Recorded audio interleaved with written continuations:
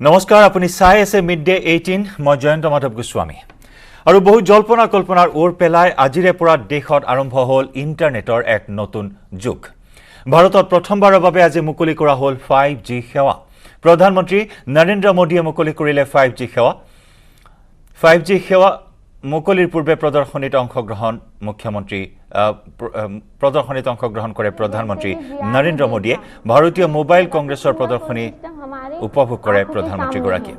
हमने सैटर्न के रिंग्स देखे और मंगल ग्रह पर तो हम उतर गए। बड़ा अच्छा अनुभव रहा और जैसे ही हम पीछे तके तो सूर्य बिल्कुल हमारे सामने था। यह सब कुछ बिल्कुल रियल लग रहा था। इसके बाद हमने पिरामिड देखा। हमें बिल्कुल भी अनुभव नहीं था कि पिरामिड कैसा दिखता है। हमने किताबों में ही पढ़ा था, पर जैसे हमने VR के थ्रू से देखा तो हमें पता चला वो कितना बड़ा है। अच्छा, आपको ये लग रहा है कि अब जितना आपने सीखा है, कभी जिन बच्चों ने इसे देखा नहीं है और आपको बताया जाए कि आज आपको 15 मिनट दे रहे हैं, आप बाकी बच्चों को आज पढ़ाओ, आप टीचर बन जाओ, जो आपने देखा है उसको आप उस ढंग से समझा सकती हो? हाँ सर। आपको विश्वास है कि बच्चे, बाकी जो स्टूडेंट हैं, तुम्हारे कलीग्स हैं, वे इस बात को समझ लेंगे भाई ये कि इसको तो इतना सारा आता है, इतना सारा सीख लिया है? हाँ ऐसा आप उनको विश्वास दिला सकती हो? हाँ सर। और क्या इसका उपयोग हो सकता है? तुम्हें क्या विचार आता है ये सब देखने के बाद, करने के बाद तुम्हें क्या विचार आता है? हम जो किताबों में पढ़े हैं उन्हें असली में अनुभव कर पाए, वो भी अपने ही स्कूल में। इससे पढ़ाई में हमारी रुचि और बढ़ गई है और हमें नई नई चीजें सीखने का मन है, जैसे कि डायनासोर, आदि मानव पहले कैसे रहते थे और 7 अजूबे भी देखने हमें इसमें। तो अब क्या करोगे? टेक्नोलॉजी में ही रुके रहोगे कि कभी खेलकूद भी करोगे? नहीं, आगे भी बढ़ेंगे। वरना क्या होता है, टेक्नोलॉजी एक ऐसा नशा है, मैं इन लोगों के विरोध में नहीं बोल रहा हूं वरना खेलकूद छूट जाएगा, मम्मी पापा से बातचीत छूट जाएगी, दोस्तों से बातचीत छूट जाएगी। नहीं सर, ऐसा तो नहीं होगा ना? No sir. क्योंकि इसमें इतनी दुनिया, जैसे रील देखते हैं ना आप लोग, फिर उसमें से बाहर ही नहीं निकलते हैं और माँ को लगता है कि ये तो 5G पर पढ़ रही होगी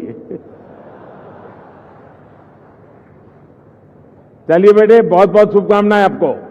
थैंक यू सर।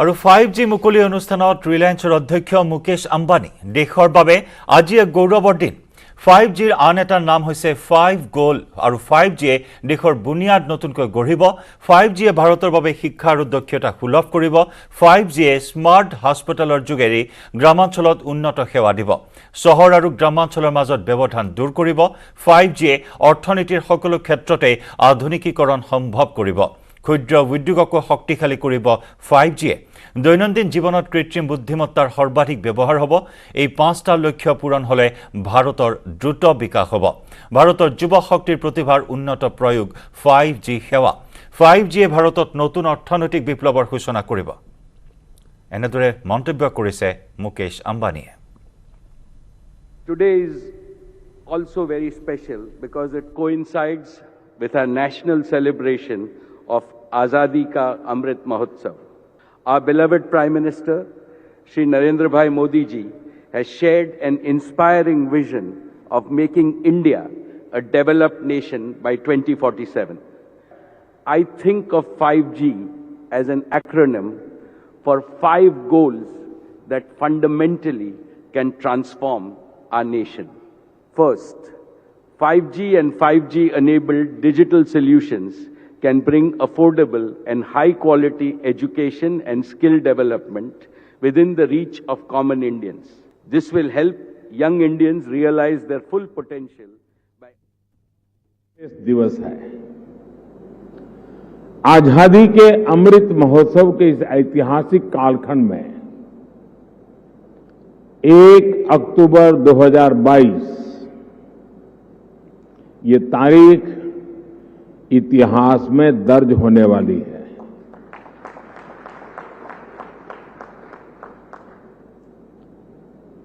दूसरा ये नवरात्रि का पर्व चल रहा है, शक्ति उपासना का पर्व होता है और 21वीं सदी की जो सबसे बड़ी शक्ति है, उस शक्ति को नई ऊंचाई पर ले जाने का आज भी आरंभ हो रहा है। आज देश की ओर से, देश की टेलीकॉम इंडस्ट्री की ओर से 130 करोड़ भारतवासियों को 5G के तौर पर एक शानदार उपहार मिल रहा है। 5G देश के द्वार पर नए दौर की दस्तक लेके आया है। 5G अवसरों के अनंत आकाश की शुरुआत है। मैं प्रत्येक भारतवासी को इसके लिए बहुत बहुत बधाई देता हूं। साथियों, मैं गौरव से भरे इन क्षणों के साथ ही मुझे खुशी इस बात की भी है कि 5G की शुरुआत में ग्रामीण स्कूलों के बच्चे भी हमारे साथ सहभागी हैं, गांव भी सहभागी है, मजदूर गरीब भी सहभागी है। अभी मैं यूपी के ग्रामीण स्कूल की बेटी 5G होलोग्राम टेक्नोलॉजी के जरिए रूबरू हो रहा था। जब मैं 2012 के चुनाव में होलोग्राम लेकर के चुनाव प्रचार कर रहा था तो दुनिया के लिए अजूबा था। आज वो घर घर पहुंच रहा है। मैंने महसूस किया कि नई तकनीक उनके लिए किस तरह पढ़ाई के मायने बदलते जा रही है। इसी तरह गुजरात, महाराष्ट्र, ओडिशा के गांवों के सुदूर स्कूल तक 5G के जरिए बच्चे बड़े बड़े विशेषज्ञों के साथ क्लास में नई नई चीजें सीख रहे हैं। उनके साथ नए दौर की क्लास का हिस्सा बनना, ये वाकई बहुत रोमांचित करने वाला अनुभव है। साथियों, 5G को लेकर भारत के प्रयासों का एक और संदेश है, नया भारत। टेक्नोलॉजी का सिर्फ कंज्यूमर बनकर नहीं रहेगा, बल्कि भारत उस टेक्नोलॉजी के विकास में, उसके इम्प्लीमेंटेशन में बहुत बड़ी एक्टिव भूमिका निभाएगा। भविष्य की वायरलेस टेक्नोलॉजी को डिजाइन करने में, उससे जुड़ी मैन्युफैक्चरिंग में भारत की बड़ी भूमिका होगी। 2G, 3G, 4G के समय भारत टेक्नोलॉजी के लिए दूसरे देशों पर निर्भर रहा, लेकिन 5G के साथ भारत ने नया इतिहास रच दिया है। 5G के साथ भारत पहली बार टेलीकॉम टेक्नोलॉजी में ग्लोबल स्टैंडर्ड तय कर रहा है। भारत लीड कर रहा है। आज इंटरनेट का इस्तेमाल करने वाला हर व्यक्ति इस बात को समझ रहा है कि 5G इंटरनेट का पूरा आर्किटेक्चर बदल कर रख देगा।